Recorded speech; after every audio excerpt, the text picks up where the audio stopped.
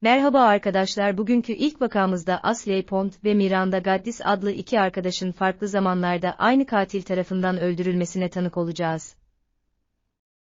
İkinci vakamızda ise, dul bir kadın ve küçük kızının Eric Mize ve Angela Mize tarafından cinsel fantezilerine kurban giden Yanice ve Alyssa Owen'in acımasızca öldürülüşlerine tanık olacağız. Derin bir nefes alın ve ilk trajik vakamıza giriş yapalım. Bu tarz videoları beğeniyorsanız abone olmayı unutmayın.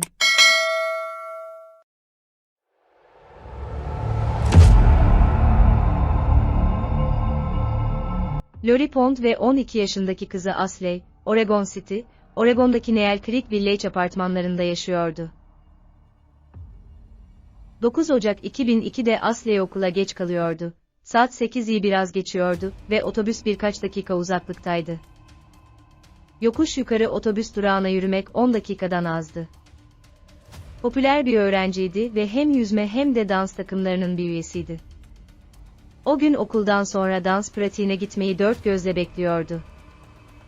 Lori, ondan akşam 6:15 civarında haber almayı bekliyordu ama alamayınca endişelendi ve okulu aradı.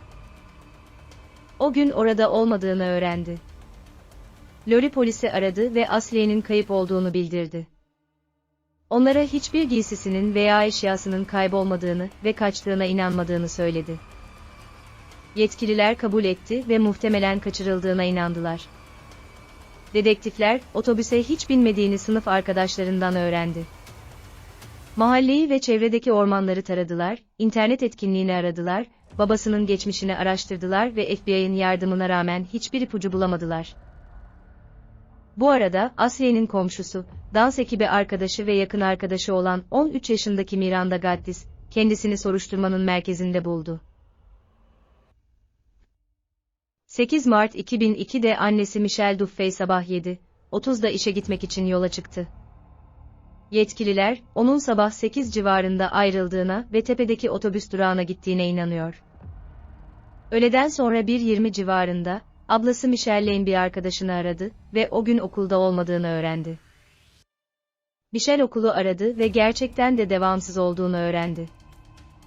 Michelle, Miranda'nın kayıp olduğunu bildirdi ve FBI tarafından soruşturma için yeniden çağrıldı.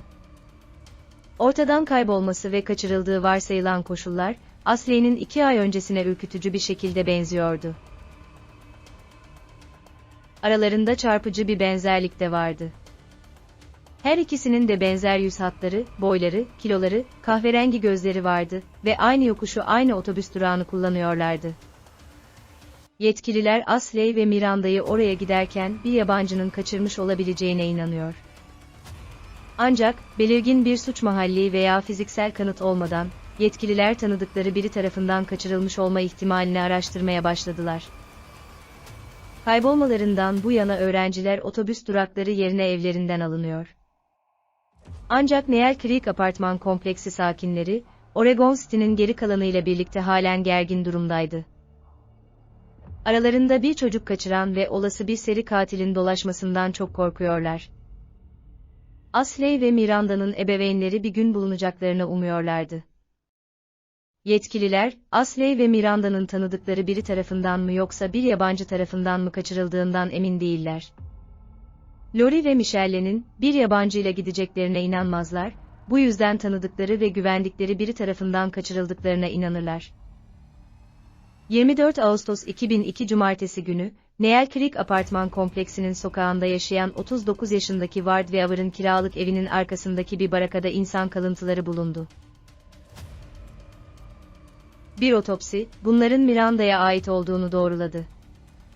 2 gün sonra, mülkündeki şüpheli bir beton levhanın altındaki bir varilin içinde ikinci bir kalıntı seti bulundu. Ertesi pazar Ashley'e ait oldukları belirlendi.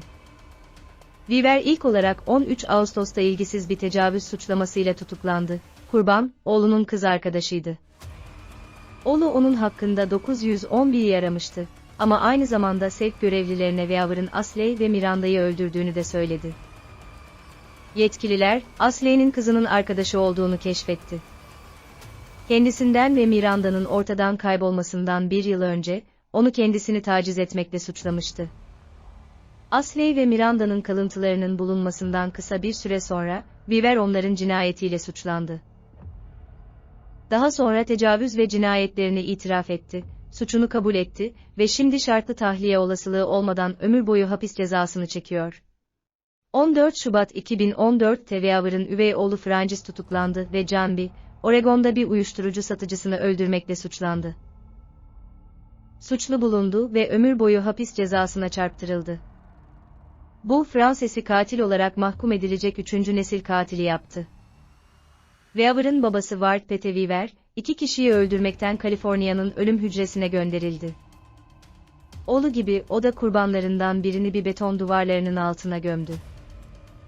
Ben diğer davaya geçiş yaparken sizlerin bu konu hakkında düşüncelerinizi yorumlarda görmek isterim. 43 yaşındaki hemşire yardımcısı Yanice Ovendul ve çalışkan 2 çocuk annesiydi. 12 Şubat 2002 Pazartesi günü Missouri, Bowmille'deki Riverdale Bakım Merkezi'nde vardiyasını her zamanki saat olan 14:15'te bitirdi. Daha sonra yarım blok ötedeki eve doğru yola çıktı. Yaklaşık 1 saat sonra 8 yaşındaki kızı Alyssa otobüsle okuldan eve gidiyordu. Herkesle iyi geçinen, neşeli bir mizacı olan sevilen bir kız olarak tanımlandı. O gün otobüse tek başına bindi çünkü ağabeyi daha önce bakıcının evine bırakılmıştı. Onu gören son kişi otobüs şoförüydü, uzaklaşırken evine girdi. O günün ilerleyen saatlerinde, saat 17:00 civarında, Vanice'nin annesi evlerine geldi, hiçbiri yoktu. Garip bir şekilde, Alyssa'nın ceketi ve sırt çantası kanepenin üzerindeydi. Onları ziyarete geldiğini söyleyen bir not yazdı. 17:45 civarında, bir komşu etrafta olan dışı bir olay olduğunu bildirdi. Dışarıda park etmiş 2 araba fark etti. Ayrıca verandada duran bir kadın ve daha genç bir adam fark etti. Adam kırmızı bir beyzbol şapkası takıyordu, onları tanımadı. Yaklaşık 15 dakika sonra, komşu, yanında şüpheli bir adamla sokağın yanlış tarafına park etmiş 4 kapılı beyaz bir araba gördü. Bir şeylerin ters gittiğini hissetti. Komşunun sezgisi doğruydu, Yanice ve Alyssa görünüşe göre ortadan kaybolmuşlardı. O öğleden sonra olanlar büyük spekülasyon konusu oldu. Yetkililer tamamen şaşkındı ve bu durumda hiçbir ipucu yoktu. Sonra ertesi sabah Bowmille'in sadece 12 mil kuzeyindeki Fayette'de bir keşif yapıldı. Kereste fabrikası çalışanları, yolun kenarında ilk başta manken olduğunu düşündükleri bir şey gördüler. Trajik bir şekilde, Alyssa'nın cesedi olduğu ortaya çıktı, boğulmaktan ölmüştü. Polis, Yanice'ye korkunç haberi vermeye gittiğinde, Yanice hiçbir yerde bulunamadı. Kısa süre sonra Alyssa'nın cinayetinde baş şüpheli oldu. Ancak yetkililer, Vanice'nin onu öldürmesinin nedenini çözemedi. Ailesine ve arkadaşlarına göre onu çok seviyordu. Yetkililer, verandada görülen kadının Yanice olup olmadığını merak etti. Komşu onu çok iyi tanımadığı için emin değildi. Diğer komşuları sorguladıktan sonra, pazartesi öğleden sonra Owen'in evinin yakınında eski model koyu renkli bir kamyonetin görüldüğünü gördüler. Yerel bir atık imha şirketinin bir çalışanı öne çıktı ve benzer bir salı sabahı Alyssa'nın birkaç dakika sonra bulunacağı yolun hemen yukarısında gördüğünü anlattı. Ne olduğunu görmemiş olsa da artık onun vücudunun orada olduğundan emindir. Kamyonu görmeden 20 dakika önce yanından geçtiğinde, onun yol kenarında yatmadığından da emin. Yetkililer, önceki gün Owen'in evinde görüldüğünün aynısı olduğuna inanıyor. Dedektifler ipuçlarını ve Vanice'yi aramaya devam etti. Sonra 27 Mart'ta, Alyssa'nın bulunmasından 6 hafta sonra, Vanice'nin cesedi, Alyssa'nın bulunduğu yerden 12 mil uzakta, bir dere yatağında bulundu. Bir otopsi, Alyssa'nın öldürüldüğü sıralarda onun da boğulduğunu belirledi.